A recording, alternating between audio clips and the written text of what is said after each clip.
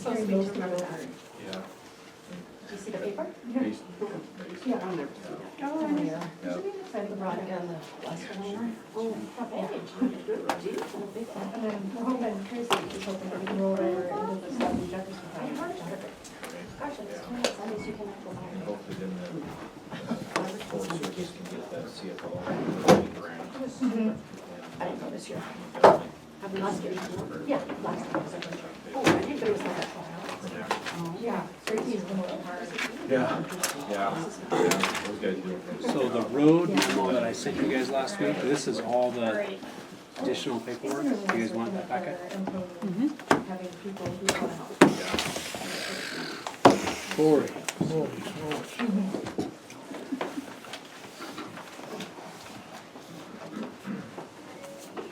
Copies in the public if anybody wants to.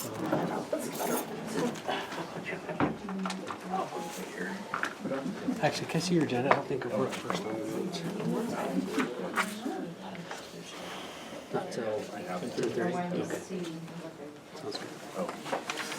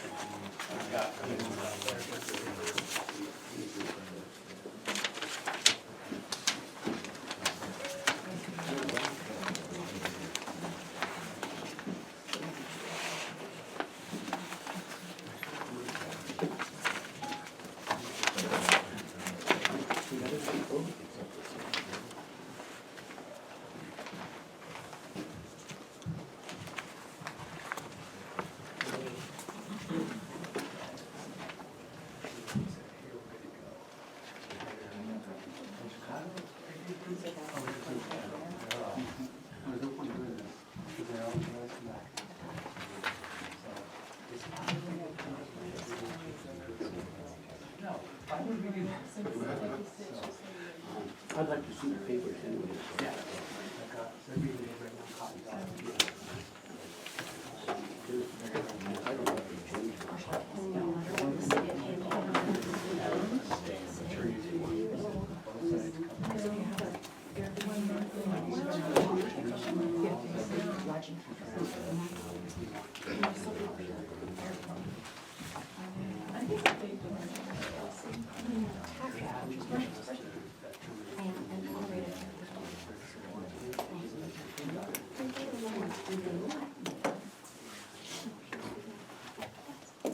Will be in order, rise for pledge allegiance. Pledge allegiance to the flag of the United States of America, and to the republic for which it stands, one nation under God, indivisible, with liberty and justice for all.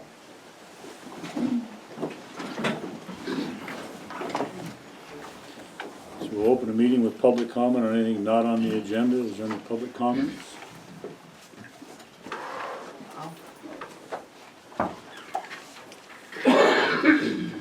I have two questions. Number one is, who's responsible for the stop sign at the intersection of the highway and a county road?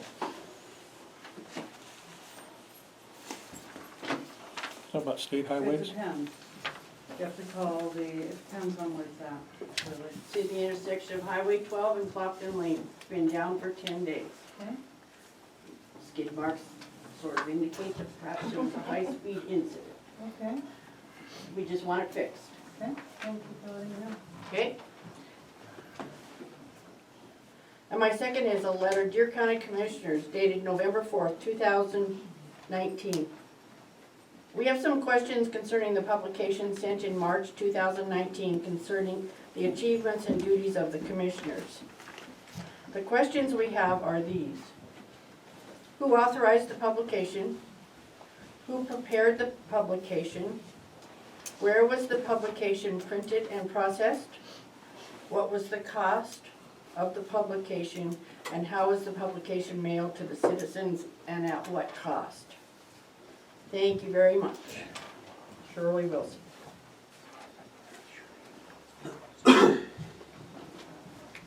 And here's a copy of what I'm talking about and a copy of the letter. Okay, thank you. Any other public comment? I have one. On October 7th, the payroll claims came up to be $184,690.08. October 28th, those claims went up to $206,000. That's, well, $206,157. It's a little over $21,000 difference. I'd like to know where the difference came from. Well, we would have to talk, are you talking to payroll or just to claims? Just payroll. That's just I payroll. would have to claim. talk to Debbie. I imagine there's probably a quarterly reporting or something in there. We'll have to talk to Debbie and see. Okay, up to that. What were those 2 dates? The October 7th payroll is $184,690.08. And October 28th, it's $206,157.02.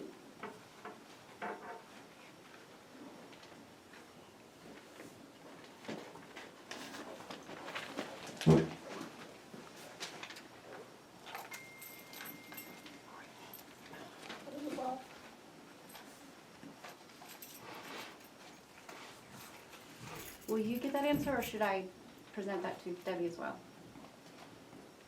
You can ask her, but I'll talk to her also, make sure we get a follow-up on it. Okay.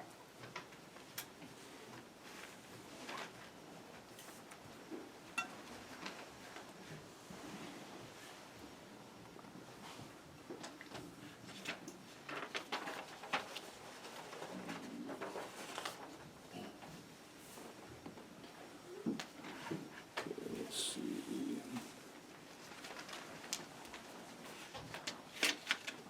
So we have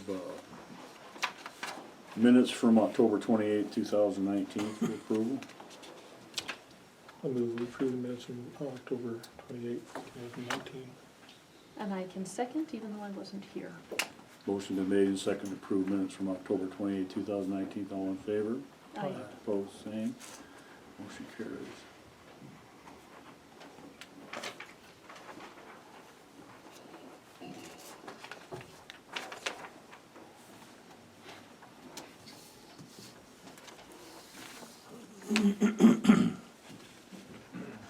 Payroll claims, the amount of $190,664.80. I'll move to pay payroll in the amount of $190,664.80. No second. Motion been made and seconded to approve payroll claims in said amount. All in favor? Aye. Opposed, same. Motion carries.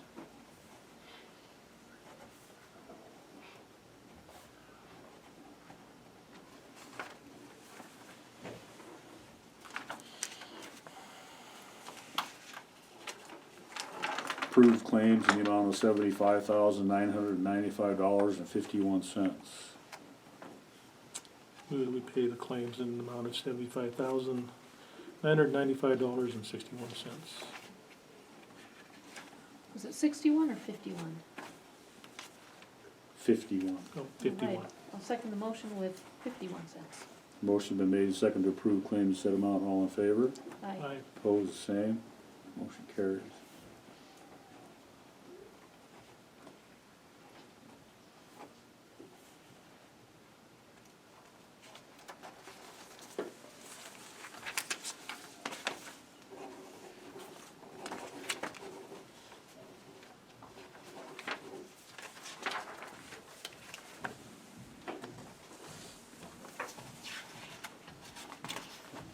Thank you.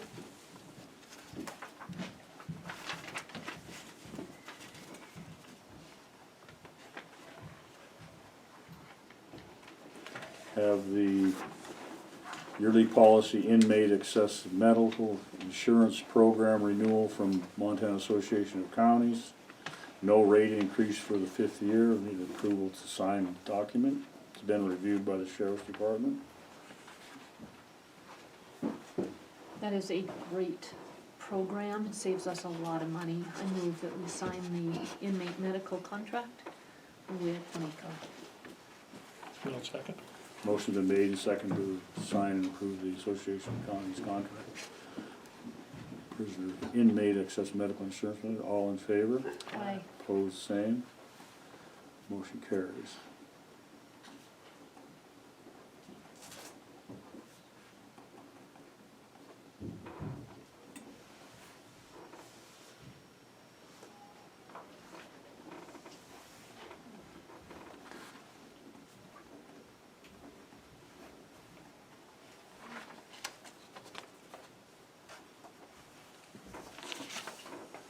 Now, here, restitution from Bill Fleiner in the amount of $839.09.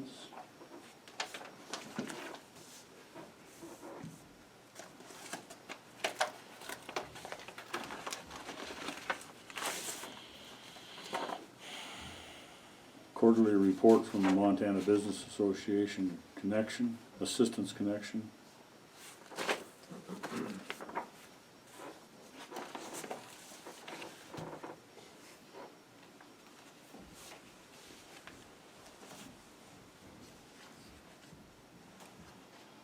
I guess we can go on to our 1015 Nicole Brown Planning Schrock Family Transfer. Good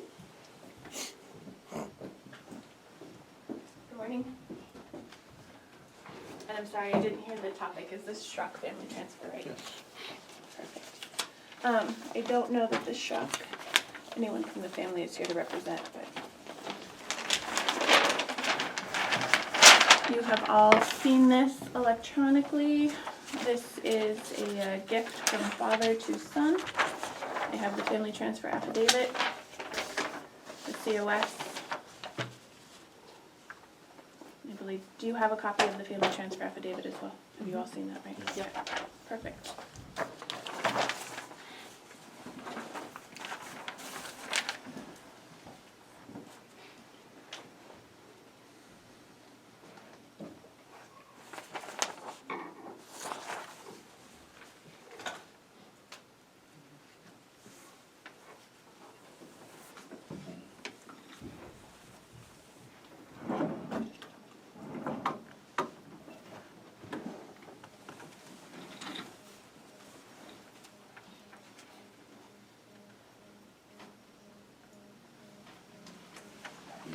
Any further discussion or information on this, or? I have nothing more.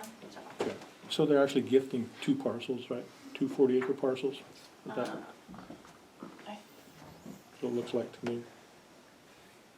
Yes, Yeah, there's one, the A and B. Mhm. Jonathan and Marcus. Yeah. Yes, I'm sorry, I said son, singular, but it is plural. Okay.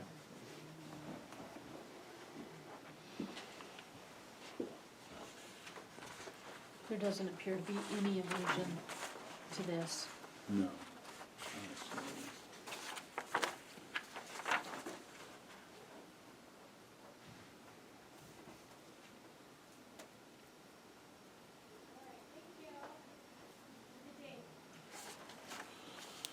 All right, I'll move that we approve the Schrock family transfer with a comment.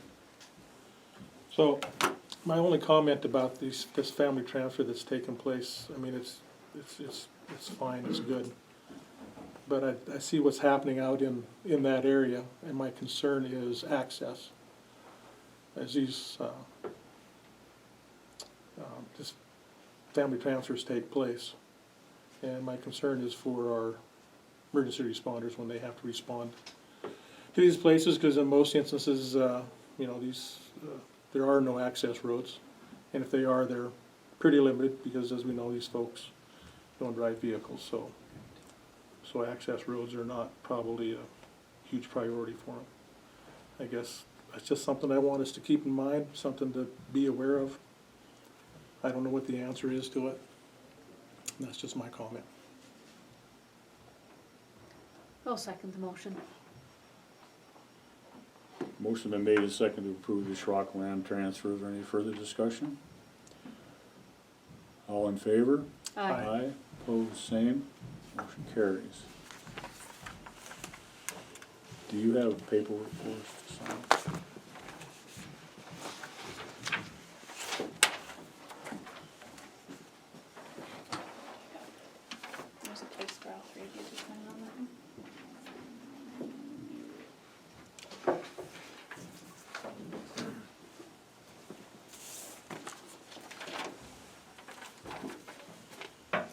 Nicole, is, on these transfers, our request or enforcement of access is not, we're not allowed to it by state law, right? That is correct.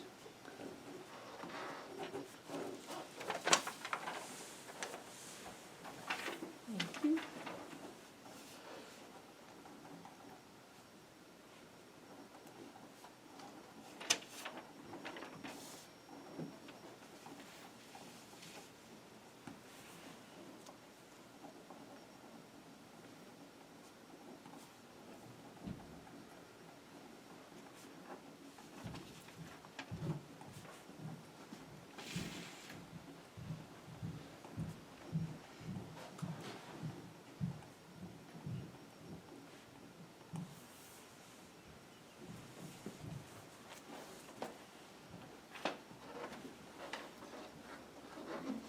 Okay, Nicole Brown, Planning, Mary Hendrickson, Public Works, present Rolling Glens Ranch Road speed limit petition. So I have the petition here, it's brief, I'll just read it aloud. We, the undersigned citizens, hereby petition the Board of Commissioners of Broadwater County, Montana for the purpose of creating a posted speed limit of 35 miles per hour on Rolling Glen Ranch Road, being a gravel, dirt road with blind hills, current road deterioration, and increased development in the area. Safety is our highest concern. Followed by accelerated road deterioration and increased dust that is generated by people traveling at high speeds. Within the past 2 years, we have had 2 rollover accidents on this 2-mile stretch of road and countless close calls of head-on collisions. The undersigned are property owners in the proposed area, and the boundaries of the proposed area are shown on the map attached here and are set forth in the legal description attached here too. And I have a petition here with 11 signatures on it for your review. So Rolling Glen Ranch Road is the north-south road from Wheatland to Rolling Glen Ranch subdivision. Is that all the adjacent landowners, or is that? Not necessarily adjacent, all of these residents appear to reside within the Rolling Glen Ranch subdivision, based on their addresses.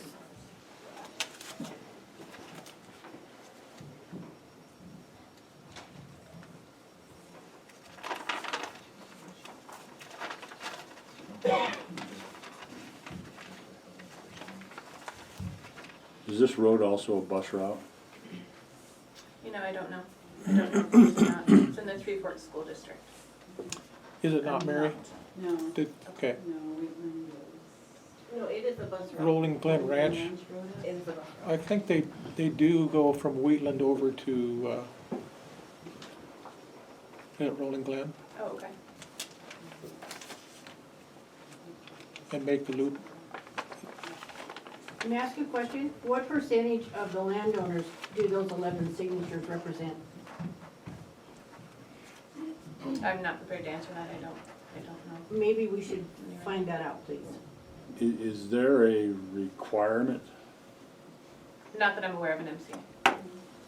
No, the only language I was able to find regarding speed limits and petitions, 10% of landowners within the road district. We don't have a road district, that's all of Broadwater County. So there are 11 signatures on it.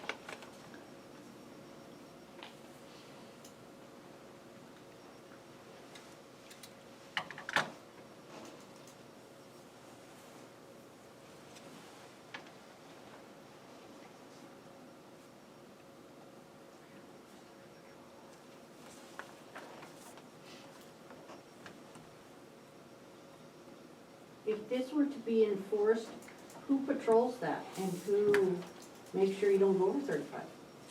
Is that another responsibility of the sheriff's department or who? Can I answer that? Mhm. There is the new sheriff that is built a house in Rolling Glen, Mhm. that's patrolling the south end of Broadwater County, because she lives in the subdivision.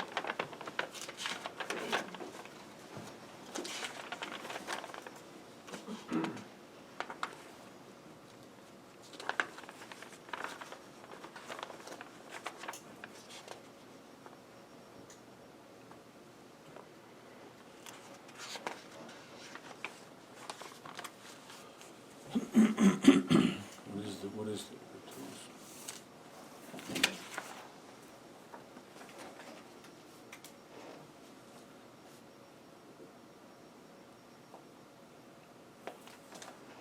So are there any other conditions other than this petition to establish that speed limit, Mary, or?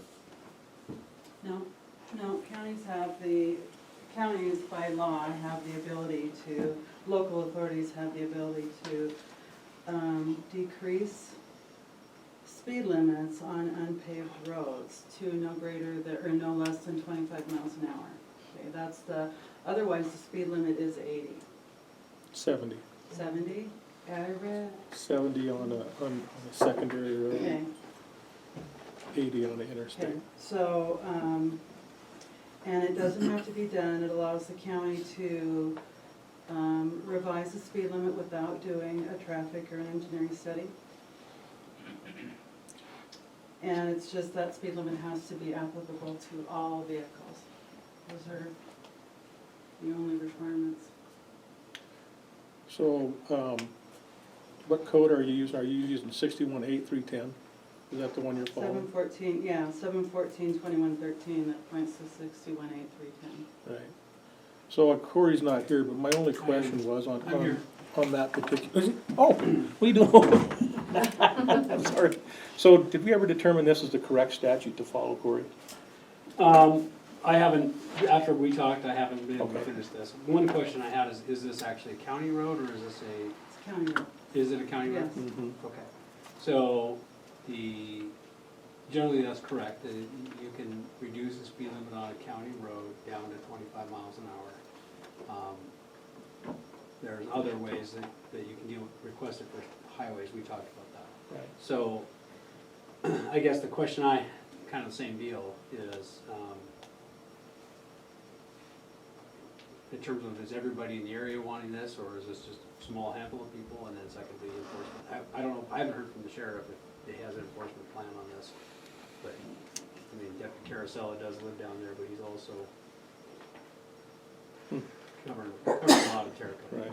I believe this is the right statute, but after we talked, I've been Okay. dealing with mostly hospital, and I have not followed up on anything on this. There's nothing that- It is the right statute, because it is the establishment of the speed limit on a county road. But there is nothing that I could find in rule, and I don't know that Nicole could find it in rule, that required a minimum number of people that had to do that. Because we could establish a county road,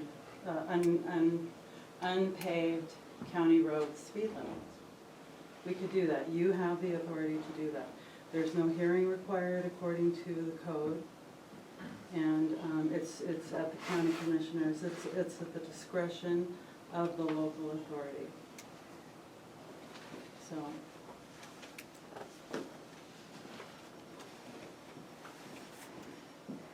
What is that statute again, Mary?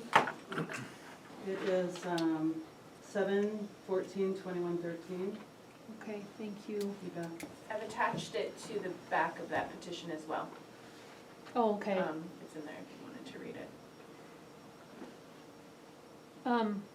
Just a couple of thoughts. We've done always in the past with speed limits, and Dana was actually in the process before his retirement of looking at some speed limits as well.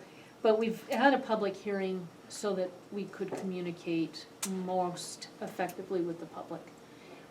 So if we want to stay with the process already established, I would suggest that we do have a public hearing, and I understand you guys did put together a legal ad. But also, to the enforcement question, if a person drives 70 on our dirt roads, who's enforcing it? Right. Or, I'm sorry, if a person's driving 85 on a county road, who's enforcing it? Regardless of what that number is, the question is the same.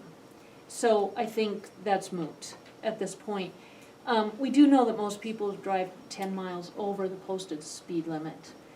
So if it's posted at 35, chances are people are gonna drive 45. If it's not posted, anything goes. So the other comment I wanna make is, based on the folks on this petition, this is your neighborhood, your backyard, not mine. If you and your neighbors want a lower speed limit posted, I'm gonna be inclined to support that. Because again, it's your neighborhood, it's your children, it's your safety. So I think we should proceed with the process. I think it, I salute you guys for bringing this forward and following the process to do so. And did we also discuss, Mary, about actually changing all of our speed limits on our county, our dirt roads to 45? You know, safety being one reason, the other reason is Well, we it's lose hard on our roads. It is, we lose our fines, that's what holds our roads together. Mhm. So I would like to see a reduction at some point in our county gravel roads, speed limit, yes. Mhm. And I do have to add one thing. I think a public hearing is required because we have to do this by ordinance. And so there's the requirement of 2 public hearings, I believe 10 or 12 days apart. I don't remember off the top of my head, but we could get into that. Okay. So I guess the only clarification I need, Corey, from you on this statute is that it says, when local authorities may and shall alter limits or establish or alter area of school zone. That's my only question. Does this apply just to school zone, or does this apply to all of our roads? So, And I'll have to Yeah. dig into it, I've been doing these Yeah. other things. I know you have. But we can, the county commission can reduce limits without it being a school zone Okay. limitation. all right. So, my recommendation is that we do get some input here from the sheriff, because, Mhm. I mean, I got it. I mean, there's a lot of roads in this county, there's a lot of miles of road, there's a lot of miles of road that you never see a deputy sheriff on unless they're probably responding to a trespass or a hunting complaint. But I think if you're putting up signs without any regard to, at least having that enforcement discussion, it's not gonna do much. I think I can spend more time on it, but I've gotta get a couple of these other things out of the way first.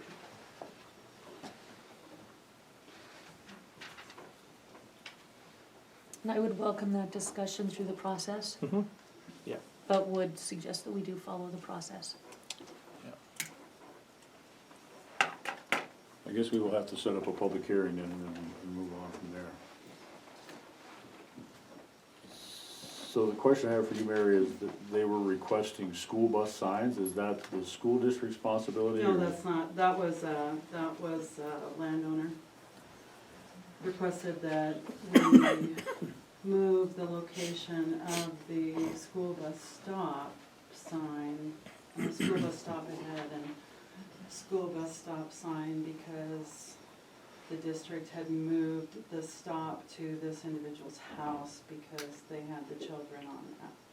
And it was an issue over driving fast on the road, they hit a dog and, long story there.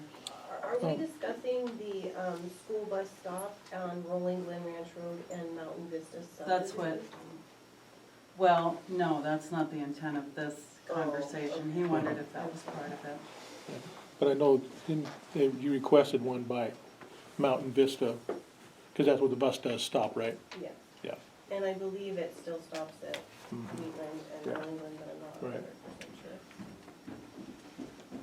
So, just so everyone's aware, I left it at 35 because when you come out of Rolling Glen and you go up over that hill, you have very little time to stop if that school bus is stopped, because it stopped right on the other side of that hill with the interest of that subdivision. Okay. Right. So can you go out, Mary, and take a look at that for us? No. Give us an assessment on that. Okay, so we'll set a public hearing for the petition and for the road. Thank you. Okay, Corey Swanson, County Attorney, U.S. Forest Service roads newly identified as county roads in Broadwater County. You guys want to join me at the table, or you want to just comment after I discuss? Okay. We're here to answer any questions. All right. Nicole, do you need this? Thanks.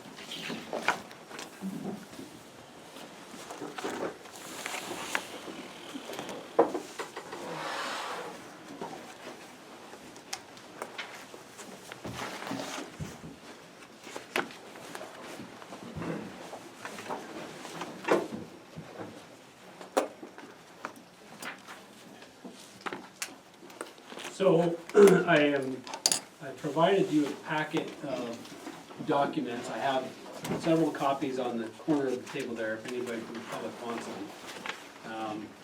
This is a matter that I really wanted to bring to you a year ago, and my whole plan last summer got changed with Joe Schmaus and Two Brothers Tires. So I found as we got to October, I was not ready to get this thing done. So in the course of some research done on some rights of way and various things like that, the researcher who works for the Forest Service, Jeannie Holmgren, who's present today, started discovering some records from Broadwater County archives, indicating that there were some roads that are county roads that had been, for at least some period of time now, we had all believed they were Forest Service roads. So a little back history, I think, is important to keep in mind. So Broadwater County became a county in 1898. Prior to that, the portion of the county that was on the west side of Missouri River was Jefferson County, and and what was on the east side was Marr County. And reality is, if I have a treatise on roads and history of those counties. If you go back all the way back into when Montana first became a territory, we've actually been a part of multiple different counties. I mean, I think the original county map, there were maybe 3 or 4 in the entire what is now the territory of Montana. So we've moved around a lot. Well, when that happens, as specifically happened with Jefferson County and Broadwater County, when Broadwater became a county in 1898, records from Jefferson County needed to be transferred to Broadwater, and they largely were. Jefferson did a good job, I think, of doing road records. As you probably recall from the Schmaus case, that was a significant part of what we're dealing with there, is a lot of that old history was transferred from Jefferson County, and then from 1898 onward, it was the actions of Broadwater County.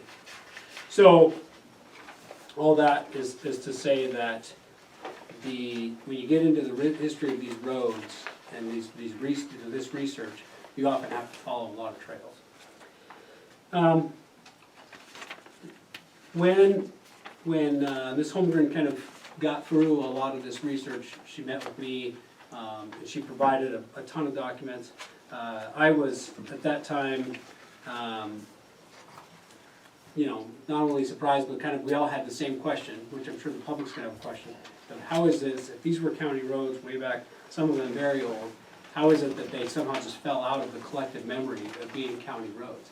And so what I did is I spent a lot of time not only not really redoing the research, but looking at every document in detail, but also looking for if there was some subsequent abandonment of any of these roads in our archives. And I couldn't find any. And so what I'm presenting to you today, and it's in a fairly short summary memo, it's 6 pages, with an attached map, is the kind of the result of this. What it looks like to me, and if you look at the map at the last page, that's probably the easiest way to talk through this.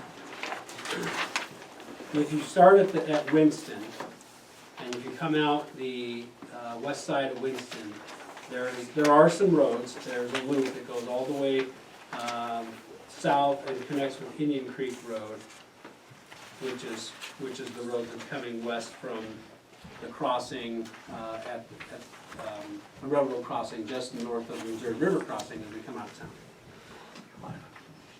It looks to me like there is sufficient information and documentation in our records to indicate that from Winston, the loop, going west and south past what's called East Pacific Line, and then connecting with Weasel Creek Road, and then connecting with Indian Creek Road, that is in fact a county road.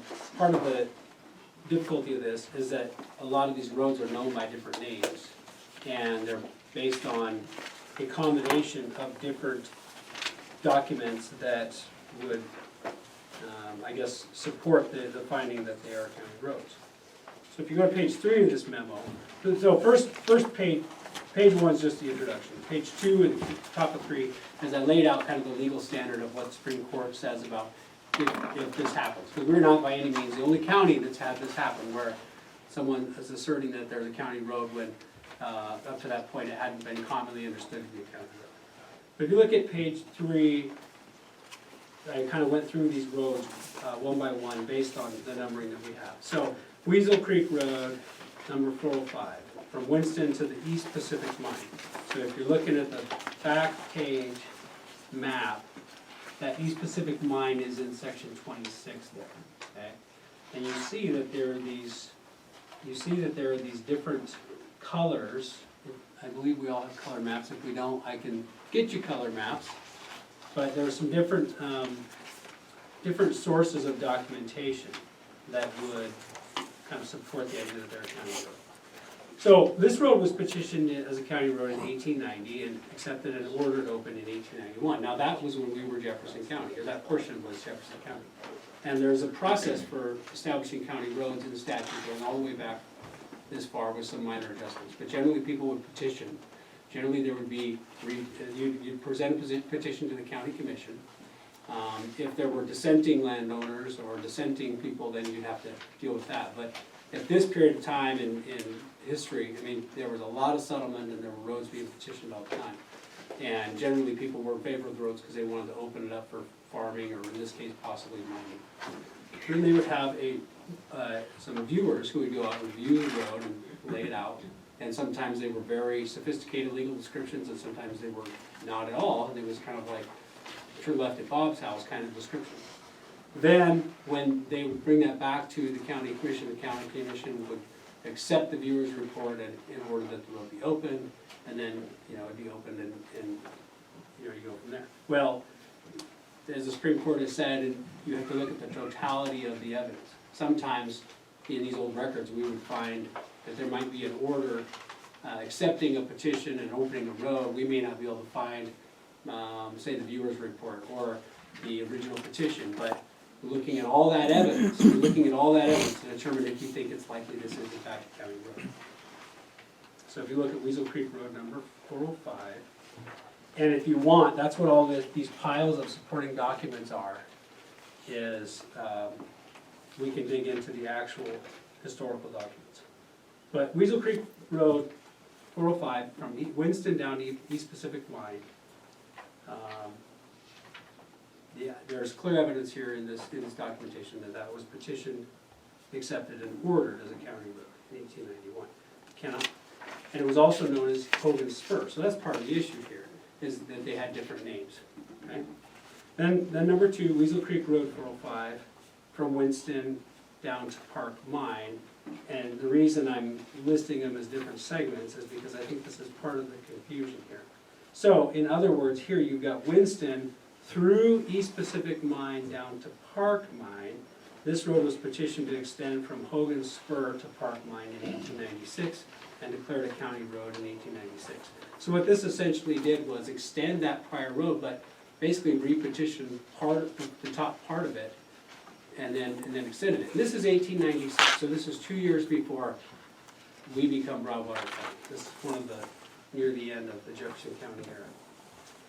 And then number 3, Indian Creek Road, number 360, from St. Louis to Park. So I've learned in the past few years as I've done tons of historical research on these roads, and there are all these old communities that with names like St. Louis and Hassel and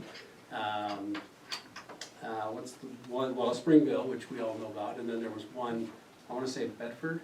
I think there's a Bedford. And so there's all these old communities. People basically planned they were going to have all these thriving towns, and most of them were a lot of them either grew up and then died quickly, or some of them never even grew up to begin with. But those are landmarks that we can find. So St. Louis is one of those. So this was petitioned in early 1892, and what you do is you look at other commission proceedings and see whether it was referenced as a county road.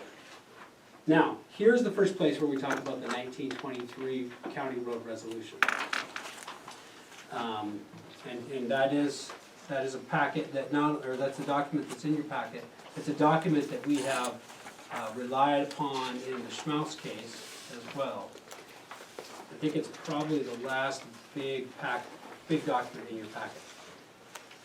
Because so many counties were going through the exact same thing we were going through in those early years, because you've got to keep in mind the Homestead Act that was, there were several different Homestead Acts, but the Homestead Acts were basically starting to realize that western lands, you can't live on the very small amount of acres that maybe you did in the east or in the Midwest.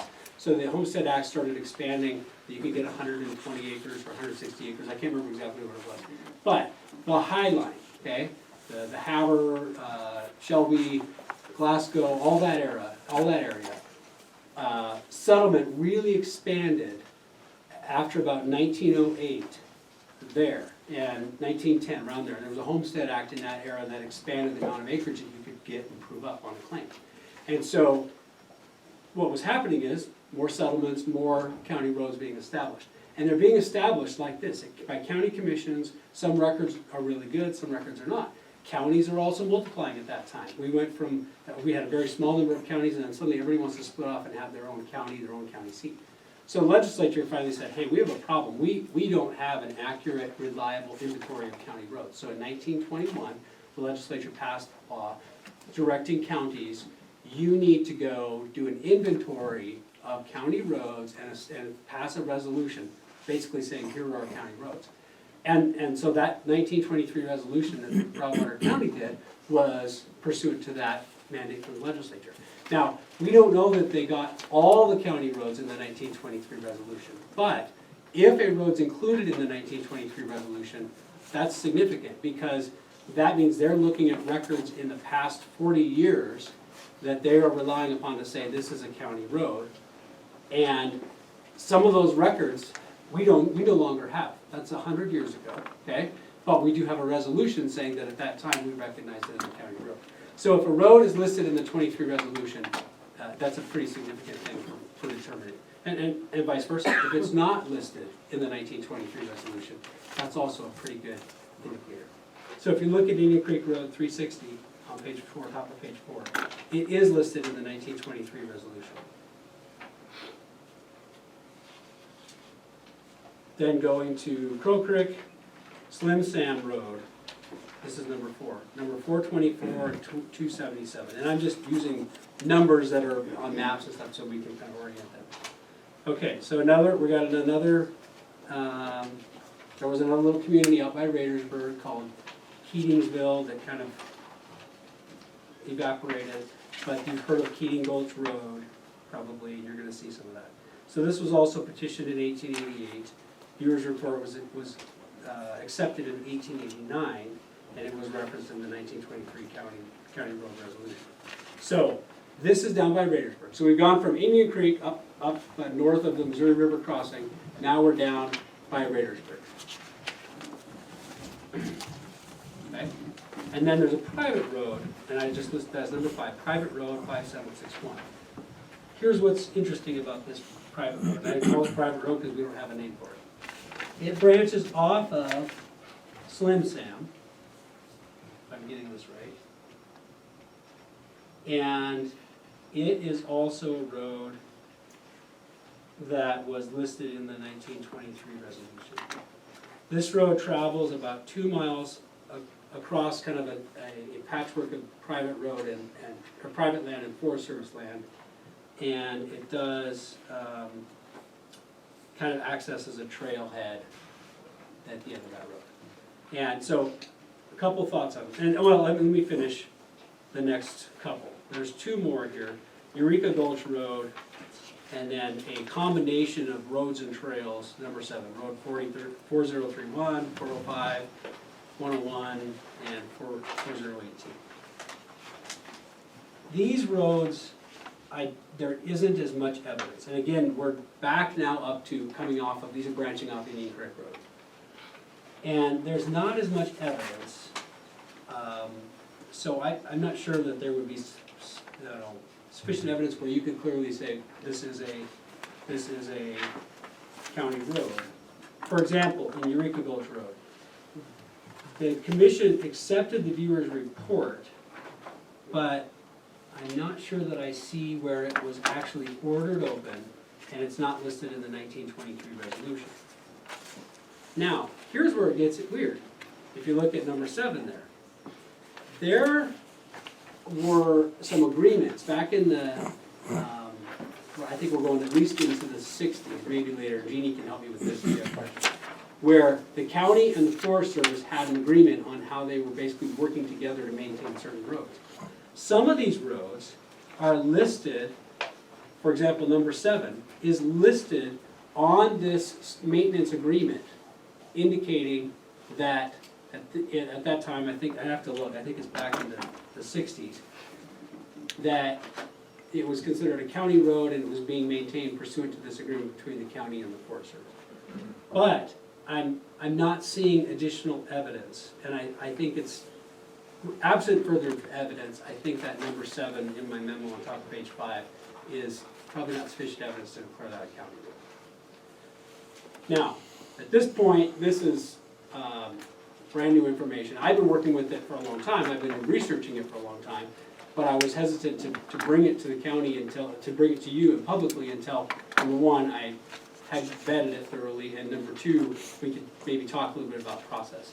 My recommendation is, first of all, let's just, obviously you can't, I don't think you should make a decision today, I wouldn't be there. But I do think this is the kind of thing that we need to talk to the public about. Certainly there's some landowners, there's some in-holdings along this northern road that my plan would be that we reach out to them and talk to them. If you look in this map and you see Forest Service green and you see these little white squares, most of those are private land in-holdings. A lot of them would be accessed from this land.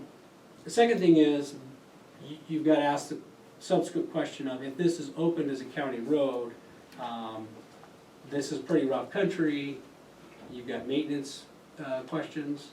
The county's not obligated to maintain that road at the same level of, as some other road that's heavily traveled by the public. But I think it's important to let the county or the public know, hey, we don't have expectations of the smoothest ride in the world coming down this Indian Creek or Weasel Creek loop. The other thing is you've got winter use. So I think at least the 2 big roads, I'll let Mike or Jeannie talk to this. Certainly the loop, what I would call the Weasel Creek, Indian Creek loop, and I'm not sure about Slim Sam. Does Slim Sam close December 2nd? Okay. So those roads, pursuant to the travel plan that the Forest Service currently has in place, on December 2nd, they close the road to motorized travel. So you can hike, you can snowshoe past them, but you can't snowmobile, okay? So if they're open as county roads, we now make that decision. You make that decision. And so now you've got the question of, do you want to do that? And then I think you're likely to hear that some folks have some concerns about elk winter habitat as a result of if there's snowmobiles that are traveling through there in the winter. But that's the intro. I just threw a bunch of information at you. Any questions for me? I don't know if, and like I said, Jeannie and Mike are here to answer questions. I don't know if you guys plan to make any other statements besides that. But my thought would be, why don't we schedule a public meeting at some point and either inform the public as to how we found this information, what the information is, answer any questions, and then at some point, I would recommend, maybe you need to give me further guidance on things you want me to find out, but then ultimately, I think we're at a point where I would ask you to make a decision to either concur, yes, these are county roads, or not concur, no, we don't think there's sufficient evidence that these are county roads. So.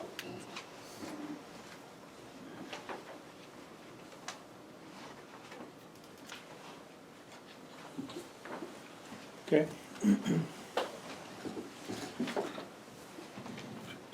Mike, I don't know, can somebody kind of speak to the condition of the roads presently, like that, the Weasel Creek Road and? Yeah, Weasel Creek, Indian Creek, Corey alluded to the maintenance of it. There's not a lot you can do for a lot of that road. You can't put a blade down on it. I would say generally, the Forest Service, we've done some maintenance. It hasn't been annual, but more of a piecemeal approach. There's some kind of damage, in there. But And that goes for a lot of the roads in the Elkhorn.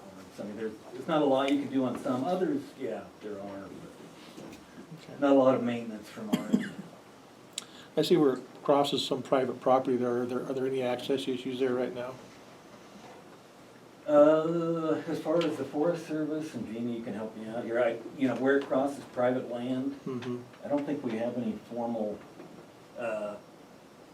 access agreements, and in fact, that's how Jeannie discovered this information related to quarry, you know, was looking at right-of-way and access through the forest.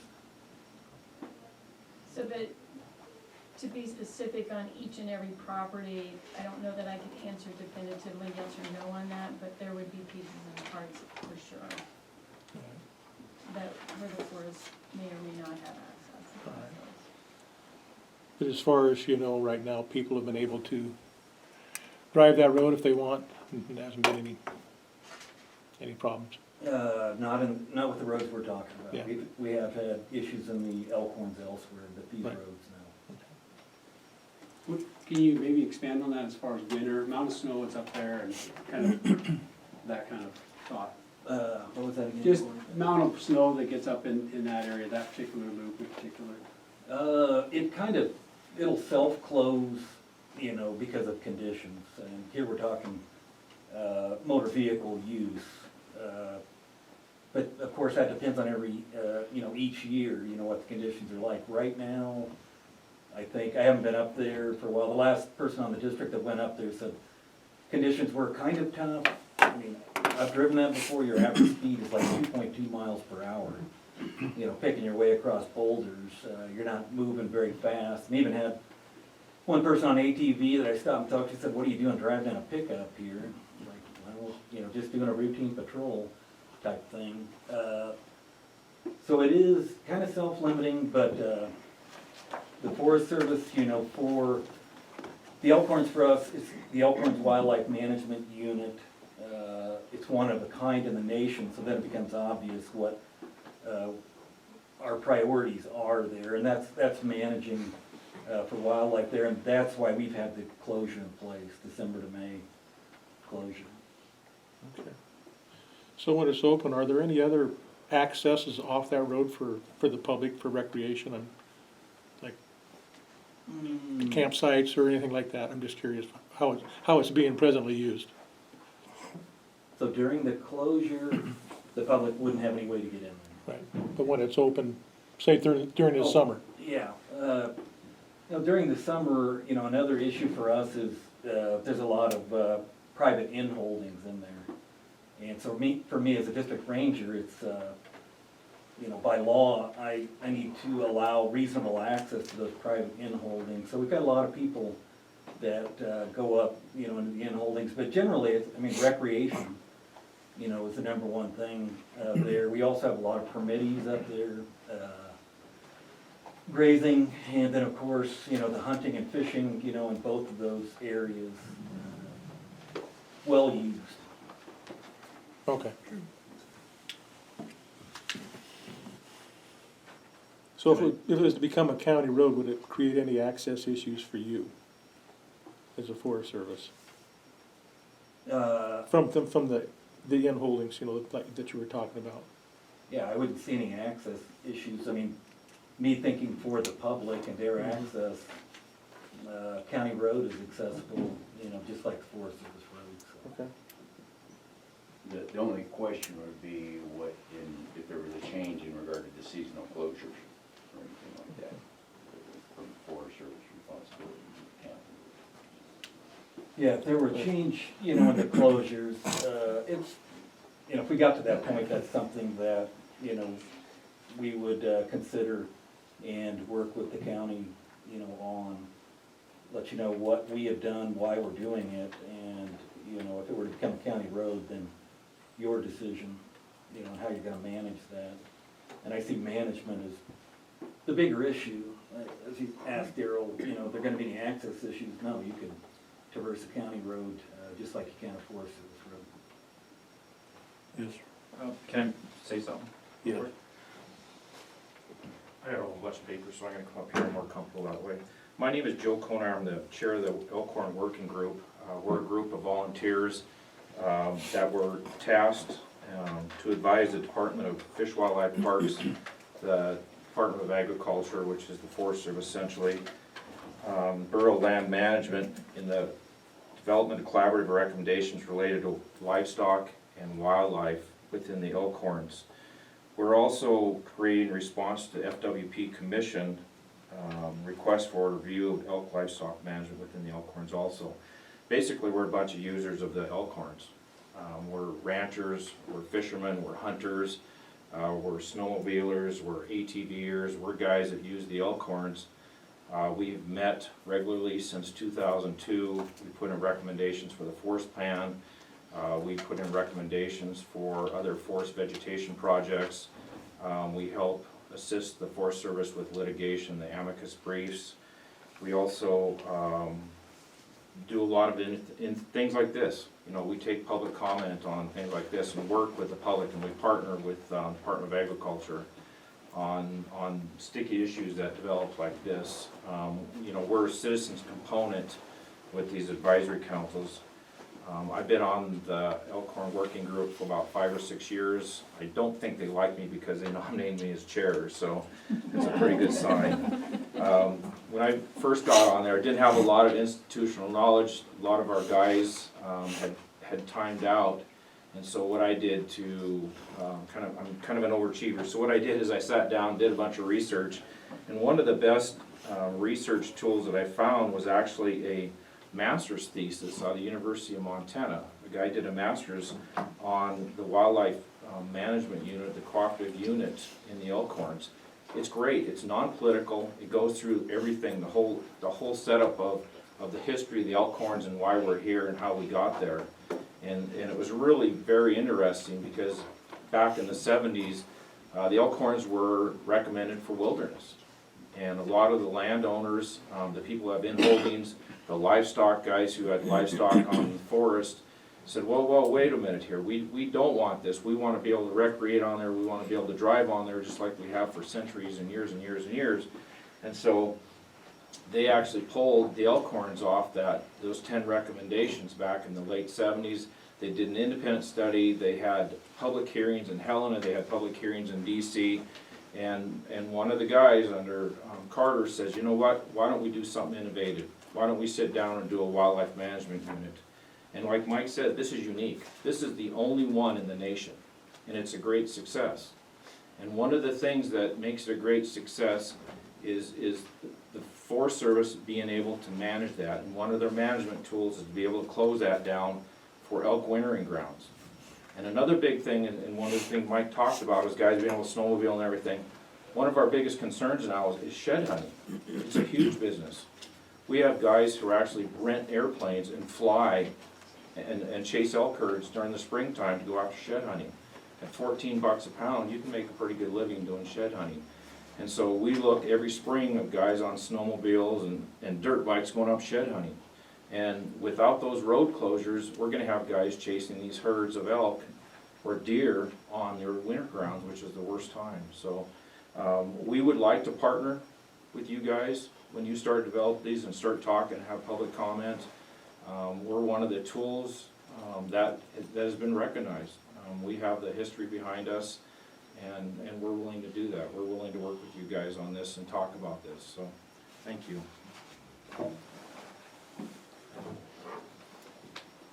I got a quick question for Adam Grove, Fish and Wildlife Parks. I just got a quick question for either Corey or the Forest Service. Does the fact that the U.S. Forest Service has been maintaining these roads for all these years, does that, in fact, at some point make them a de facto county or de facto Forest Service roads, even if the county has never officially abandoned